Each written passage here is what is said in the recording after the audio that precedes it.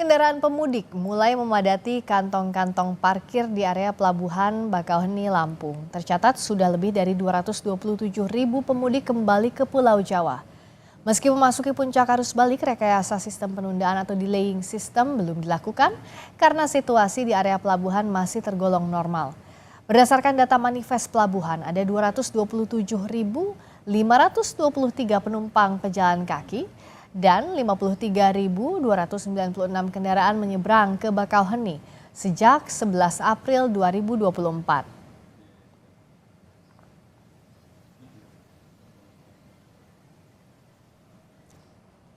Puncak arus balik Lebaran 2024 diprediksi bakal terjadi hari ini dan Senin besok. Para pemudik disarankan untuk pulang lebih awal atau memundurkan jadwal keberangkatan. Bagaimana Kementerian Perhubungan mengantisipasi arus balik Lebaran tahun ini? Kami akan membahasnya bersama dengan juru bicara Kementerian Perhubungan, Adita Irawati. Mbak Adita, selamat malam. Selamat malam, Friska. Kalau sampai sekarang di arus balik ini yang disebut sebagai bagian puncak arus balik, sudah berapa banyak pemudik yang kembali ke Jabodetabek dan daerah asal lainnya, Mbak Dita? Ya, kita jadikan Jabodetabek ini memang barometer ya, karena persentase terbesar pergerakan masyarakat terjadi di Jabodetabek. Jadi kalau kami coba kumpulkan datanya sampai dengan tadi pagi, Friska, ini untuk pengguna jalan tol yang keluar dari Jabodetabek, ini angkanya kan pada saat mudik hampir 2 juta ya. Ya. Ini baru kembali sekitar 40%. Hmm. Jadi masih ada 60% lagi yang belum masuk ke Jabodetabek. Oh. Lalu kalau kita bicara penyeberangan, tadi pagi kami ada di Bakauheni juga mendapatkan report pada pukul 6 pagi tadi, itu baru 27% yang kembali ke Jawa.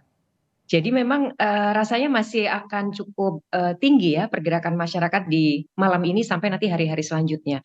Kalau dari perkiraan kami sebenarnya hari ini memang 21% ya yang akan bergerak. Jadi kita lihat ini hampir sama angkanya kalau kita bicara soal penyeberangan. Sementara kalau transportasi umum yang lain rata-rata juga angkanya belum terlalu tinggi ya. Oh. Sepertinya masih akan ada puncak lagi malam ini atau besok gitu. Jadi ini yang kami jadikan acuan untuk melakukan persiapan-persiapan, khususnya tadi yang sudah disampaikan untuk penyeberangan dan juga pengelolaan di jalan tol. Nah, untuk jalan tol karena tadi 40% yang baru kembali, sejauh ini titik mana saja yang jadi concern utama, Mbak Adita? Ya, seperti halnya juga pada saat mudik ya, di arus balik ini tentu tol Trans Jawa, khususnya yang dari timur ke arah barat, dan dari selatan yang ke arah utara ya, termasuk yang dari Salatiga ke Semarang. Karena ini adalah persimpangan-persimpangan yang punya potensi terjadi bottlenecking atau terjadi yang namanya sempit ya, jadinya Ya. jalurnya menyempit gitu. Karena memang nature-nya dari arus balik ini kan berbeda dengan mudik ya. Mudik ini ketika masyarakat nih sifatnya terpencar, jadi perjalanannya terbagi, terpecah ya. Sementara ketika balik, ini relatif dari yang terpencar menuju ke satu titik. Nah ini tentu penanganannya kan jadi harus lebih antisipatif ya. Ya. Itu satu hal di Trans Jawa, sehingga tadi juga sudah disampaikan di gerbang tol Kali Kangkung sampai nanti di kilometer 72 sudah dilakukan satu arah. Tetapi meskipun demikian, ada juga rekayasa lokal istilahnya. Jadi saat ini pun juga sedang dilakukan rekayasa lokal berupa kontraflow di beberapa ruas yang ada di Jawa Tengah maupun di Jawa Barat. Sementara yang namanya rekayasa nasional itu adalah yang kilometer 414 sampai 72. Jadi ini juga bagi masyarakat untuk lebih proaktif mengikuti informasi media sosial maupun media massa, karena memang bisa saja rekayasa ini diberlakukan di luar jadwal yang sudah ditetapkan, karena memang situasinya membutuhkan untuk itu. Lalu yang titik krusial kedua tentu penyeberangan, karena juga kami belajar dari pengalaman mudik kemarin, penyeberangan memang butuh penanganan khusus. Nah hari ini kami memastikan bahwa semua pihak di Bakauheni khususnya dan di Pelabuhan Panjang di Lampung juga sudah siap untuk menampung tadi aliran masyarakat yang akan kembali ke Jawa. Dan sampai malam ini kami mendapatkan informasi suasananya relatif masih kondusif, meskipun potensi peningkatan akan terjadi malam ini juga gitu. Oke, malam Karena ini memang akan sepertinya perilaku masyarakat memilih untuk pergi sore atau malam hari gitu. Iya, mungkin menghindari cuaca yang panas juga ya untuk Wah, di siang hari begitu Mbak Dita kalau kita lihat betul betul. pergerakannya dari hari ke hari. Nah, kalau Ya. untuk saya balik lagi dulu ke yang jalur darat. Ya. Dibandingkan dengan arus mudik kemarin, pemberlakuan one way nasional dari Kali Kangkung ke kilometer 72 dan juga kontraflow itu seberapa efektif? Ini agar jadi gambaran pemudik bagaimana memang rekayasa lalu lintas ini sangat berpengaruh terhadap lancarnya arus mudik maupun balik, Mbak Adita. Ya, kami menilai ini cukup efektif ya. Eh, Memang pasti kepadatan akan terjadi karena volumenya tinggi sekali. Ya. Kita sudah ada data riset meningkat sampai lebih dari 50%, Hmm. dan nampaknya realisasinya pun demikian ya kalau Oh. kita lihat dari volume yang melewati jalan gitu. Nah, dengan kondisi itu, dengan kapasitas jalan tol yang masih sama, tentu padatan tidak bisa dihindari. Nah, yang namanya rekayasa ini adalah salah satu cara untuk mengurangi beban jalan tol Hmm. khususnya. Dan kalau dari yang sudah kami implementasikan, ini setidaknya mengurangi waktu kepadatan. Hmm. Kepadatan pasti terjadi. Banyak sekali memang di beberapa ruas itu macet, Ya. tetapi kemudian solusinya bisa kita berikan dalam jangka waktu yang lebih singkat. Nah, Ya. ini kan yang paling penting ya, bagaimana kepadatan ini bisa diselesaikan, tidak berlarut-larut, bahkan sampai berhari-hari. Nah, ini yang kami lakukan, sehingga di arus balik ini skema yang sama tetap akan kami berlakukan gitu ya. Dan Ya. tentu kita harus perhatikan lebih ketat lagi soal aspek keselamatan. Kita belajar dari pengalaman mudik kemarin. Dan juga soal penyeberangan karena ini jadi evaluasi dibandingkan arus mudik kemarin. Tadi kami melihat liputannya di Pelabuhan Panjang itu ada dari ASDP membantu untuk registrasi tiket dan sebagainya. Nah, evaluasi dari tiket ini yang diberlakukan di arus balik seperti apa, Mbak Adita, agar tidak menumpuk di satu waktu atau jangan sampai juga ada tiket yang kedaluarsa. Ini kan sudah dihapuskan juga ya, Mbak Adita. Nah, lebih lengkapnya seperti apa soal tiket ini? Ya, soal tiket tentu kami lakukan berbagai pembenahan ya. Yang pertama, belajar dari pengalaman mudik kemarin, itu memang masih banyak masyarakat yang tidak memegang tiket ya. 32% kira-kira yang datang ke Merak itu masih belum membawa tiket. Nah, ini tentu akan diberlakukan pengawasan dan pemeriksaan yang lebih ketat lagi. Sosialisasi juga dilakukan, ASDP maupun juga stakeholders yang lain sudah membantu untuk terus menyampaikan ke masyarakat agar membeli tiket secara online dan tidak datang langsung ke pelabuhan. Hmm. Nah, itu satu hal ya. Yang kemudian yang kedua, tentu akan ada screening tiket itu di area-area delaying zone ya, di mana di situ nanti akan dicek. Jadi jangan sampai pengecekan itu dilakukan di dekat-dekat akses pelabuhan karena ini tentu punya potensi membuat masuk pelabuhan jadi makin padat. Jadi ini dilakukan, namun demikian sampai pagi tadi memang belum diberlakukan yang namanya delaying zone ini karena rasanya semua masih kondusif gitu ya. Kita tidak dan jalannya masih lancar sehingga pemeriksaan pun bisa kita lakukan juga dekat-dekat di pelabuhan. Dan sampai saat ini relatif cukup disiplin ya masyarakat ya, Ya. sudah membawa tiket, tidak go show gitu. Lalu yang kedua, ya tentu kita akan tingkatkan juga yang kaitannya dengan tiketing, bagaimana tidak ada oknum-oknum yang kemudian melakukan penjualan-penjualan di jalan. Karena ini sudah kita harus tegas dan kita sudah minta untuk segera dibersihkan ya. Ini juga untuk tadi mengantisipasi jangan sampai ada yang mengandalkan datang tanpa bawa tiket. Nah, ini rasanya sih cukup cukup efektif ya, karena kita lihat sampai hari ini semuanya masih kondusif. Di Pelabuhan Panjang, kita tadi khususkan memang untuk roda 2 dan mobil-mobil kecil. Ya. Ada 3 jadwal pemberangkatan dan penambahan kapal, yang itu kapal juga bantuan juga dari pemerintah maupun juga dari operator. Dan rasanya ini cukup membantu ya.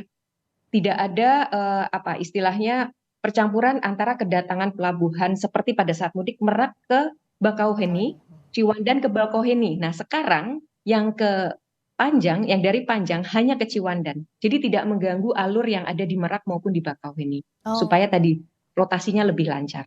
Ya, dan kami saat ini Mbak Adita juga bisa melihat di layar pantauan langsung gambar terbaru di Bakauheni Lampung, Cikatama Jabar, di Kali Kangkung Jawa Tengah dan juga Cileunyi Jawa Barat.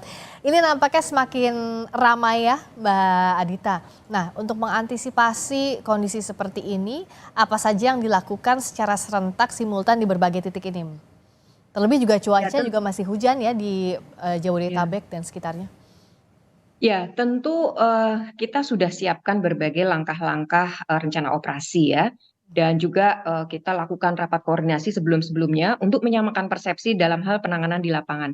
Ya, saat ini yang bisa kami lakukan tentu bagaimana menurunkan petugas lebih banyak untuk memastikan segala sesuatu yang sudah kita sepakati ini terimplementasi di lapangan, ya. Dan juga ini semua unsur turun, seperti misalnya di Bakauheni di Lampung ini, tadi semua unsur turun, Mbak Friska, kami melihat sendiri. Kemudian juga di jalan tol, baik operator jalan tol maupun juga pihak kepolisian terus memantau, karena sekali lagi kita punya analisis mengenai volume atau capacity ratio ya. Begitu volume ini sudah begitu besar dan rasionya dengan kapasitas jalan tol sudah meningkat, ada angka tertentu sekitar 0,6 sampai 0,7, ini sudah menjadi suatu tanda untuk dilakukan rekayasa. Mhm. Kalaupun one way itu dirasa masih belum bisa mengatasi karena padatnya masih tetap terjadi, bisa saja terjadi kemudian akan diberlakukan kontraflow. Mmm, Sambil melihat situasi tentunya ya. ya. Jadi itu hal-hal seperti itu kita selalu harus awas karena segala sesuatu yang terjadi di lapangan inilah yang kemudian membuat menjadi referensi kami untuk melakukan upaya-upaya rekayasa. Mhm. Termasuk juga di Bakauheni, bisa saja nanti dilakukan mungkin perubahan alur dan sebagainya, diberlakukan delaying zone dan sebagainya, buffering area, itu sangat mungkin dilakukan. Jadi yang penting memang kami semua turun lapangan, mengawasi, dan tadi SOP-SOP yang sudah disepakati itu terimplementasikan. Oke, termasuk, tadi yang disebutkan Mbak Adita di Bakauheni Lampung, saya tertarik. Karena kan Bakauheni ini infrastrukturnya tidak sebesar Merak ya, dan nanti saat arus balik meskipun sudah ada antisipasi tadi misalnya dari Pelabuhan Panjang langsung Ciwandan tidak mengganggu mobilisasi dari, Bakauheni ke Merak, tapi, apalagi yang diwaspadai atau yang sudah disiapkan seperti misalnya tadi delaying zone, buffer, zone-nya, karena masih 27% yang balik. Nah, untuk menghadapi besok, apa saja yang dilakukan Mbak Adita, termasuk juga apakah prediksinya besok akan semakin banyak atau seperti apa dengan presentase tadi? Ya, tentu kami mengamati juga ya, status pembelian tiket ya, Mbak Friska ya. Ya, Jadi dari, angka-angka pembelian ini kan bisa setidaknya diprediksi paling tidak kendaraan yang akan masuk ya, atau, sepeda motor yang akan masuk. Dan kemudian kita bisa berasumsi sekian orang yang juga masuk, sehingga bisa diukur, ya. kira-kira akan seperti apa volume orang dan kendaraan yang menuju ke pelabuhan, baik itu Panjang maupun di Bakauheni. Bakauheni ini sebenarnya ada beberapa keuntungan ya dibandingkan Merak.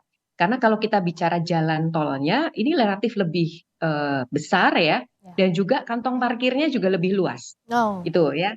Ini yang kita justru di Bakauheni ini agak lebih kondusif sebenarnya. Oh, Apalagi kita sudah pecah betul yang namanya motor itu ada di Panjang dan kendaraan kecil ada di Panjang ya. ya. Ini kelihatan sekali, kami tadi juga ke bawah ini kelihatan sekali memang ini sangat membantu. Mmm, Ya, itu yang pertama. Kemudian yang kedua, tentu tadi sudah disampaikan juga oleh Pak Menhub ada penambahan trip ya, ya. yang lumayan signifikan penambahannya, dibantu dengan rotasi yang lebih cepat. Karena kita akan lakukan istilahnya TBB, Friska, Ya. tiba, bongkar, berangkat. Mmm. Itu lebih singkat. Ya, tadi kami sudah sepakati tiba, bongkar, berangkat itu setidaknya tidak lebih dari 10 menitan lah. Itu yang kemudian bisa dilakukan gitu. Oke. Jadi ya ini untuk mempercepat rotasi ya, Ya. sehingga nanti bisa kembali lagi untuk mengangkut penumpang di pelabuhan asal. Itu yang kita berlakukan. Nah, ini semoga bisa mengurai kepadatan khususnya di, Bakauheni Lampung di, masa puncak arus balik ini.